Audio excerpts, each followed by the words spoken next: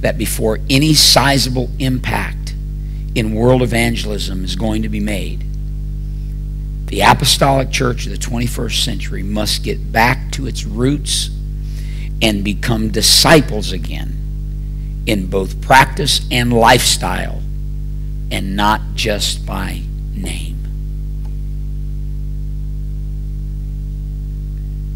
We don't need more sermonettes for Christianettes.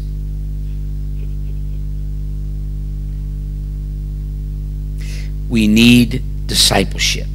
We need discipleship. I believe this is going to require the church to embrace three things with a fresh passion and a fresh fervency. I believe those three things, number one, is the prayer closet.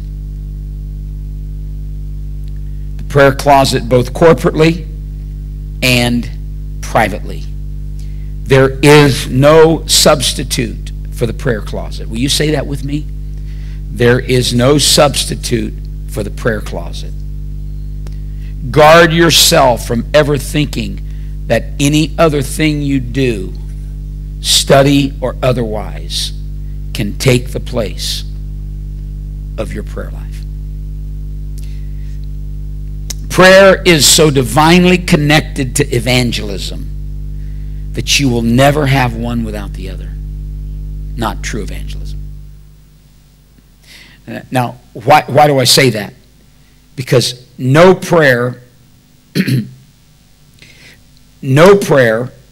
there's no prayer, there will be no evangelism, because it's prayer that establishes relationship.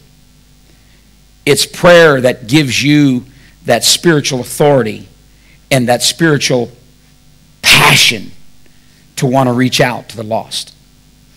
If you see a work, or if the church ever gets into a lull to where it loses its passion for the lost and it loses its evangelistic fervor, you really don't have to look any further than the prayer closet. When you ever start diminishing in your walk with God, when you ever start finding yourself getting carnal, or you start losing that passion and you lose that desire, and you don't have the passion for the word anymore, and if you read it, fine. If you don't, fine. If you really don't have a desire to do a lot of study, just let's just fake it and be religiously busy. It seems to substitute the things that really matter. When you start diminishing in those areas, the first place to look is the prayer closet. Look at your prayer life. And when I talk about prayer life, I'm not talking about just a religious habit, a religious duty. I'm going to do it because I know I got to do it, because if I don't, then, I mean, there's some credibility or some benefit to understand. Anybody brush your teeth this morning? Why'd you do that? Anybody shower, wash your clothes, clean, take a bath? Why do you do those things? There's things you do, dishes, you clean. Why do you do those things? You do those things because you know that there's certain things, there's certain disciplines that are necessary for good quality of life. I want my life to have quality to it, so I do certain things. I don't always wake up in the morning and feel like doing some things, but I do them regardless. Okay?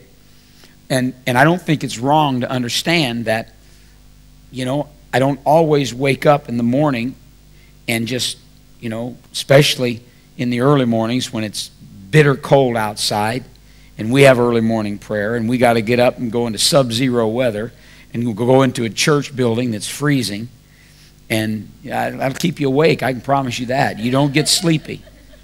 But you don't always feel like doing some of these things. But living for God is not about feeling. Faith is not about feeling. Faith is about what you understand. And I understand that if I want a quality of spiritual life, I understand that if I want my relationship with God to grow, you know, it's just like probably the majority of you here are not married. But those of us that are married understand that if you want a quality relationship with your spouse, you spend time with them. Okay?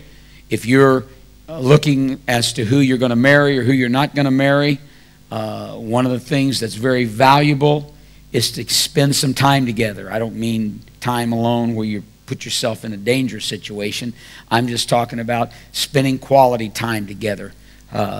You know, because relationships are built by being together.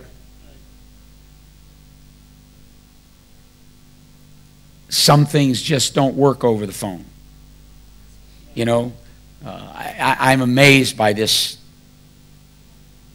techno world we live in today, that we really think we can build quality relationships by Facebook and some of these other internet deals. You know, I got 10,000 friends. Look here.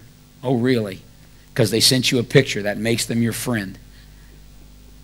You know, because they write and they tell you anything and everything you want to hear. That makes friendship. I don't want to get off there. I got an email the other day by one of the young people in church. Bishop, you know, they want me to join Facebook. I refuse. I've had a lot of preachers are on it, and that's fine. Got time for it. I refuse. The internet takes too much of my time now, and this is conviction. This is Ellis talking. This ain't God. There's much more greater men than I that think Facebook's the best thing since sliced bread. I refuse. There are just some things I refuse to give myself to. And so, having said that, and I made all of you mad, and everybody else is watching online is ticked off now because I mess with them. But I'm sorry. Okay, where am I going with all this? Talking about building relationships, and we do this. This is where our prayer life is so valuable. You know, you want to, you know, people all the time, Brother Ellis, how do you get sensitive? How do you know when God is saying this? How do you feel? And how did you know? You know, look, there's no secret here. This is not mystical. You learn people by spending time with them. I recognize people's voices because I spend enough time with them, I can identify them. If my wife calls me on the phone, all she has to do is breathe, and I know it's her. You know where I got that? It's from spending quality, intimate time with my wife. I know her voice. Knowing the voice of God is no different. It's not some special whatever. It's just spending time. And you can't do it. It's not something that is done overnight. That's why the next word I'm going to say is so valuable when I talk about prayer life. And it's the word consistency.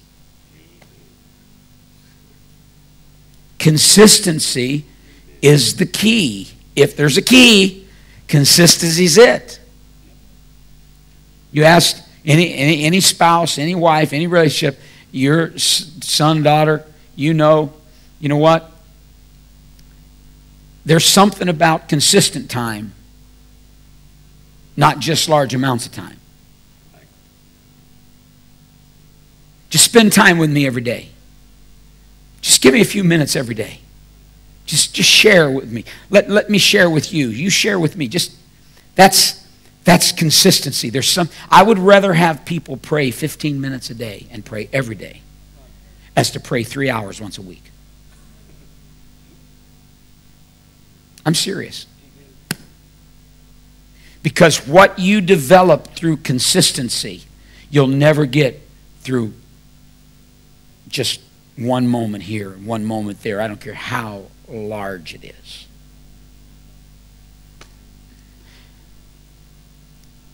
I don't know if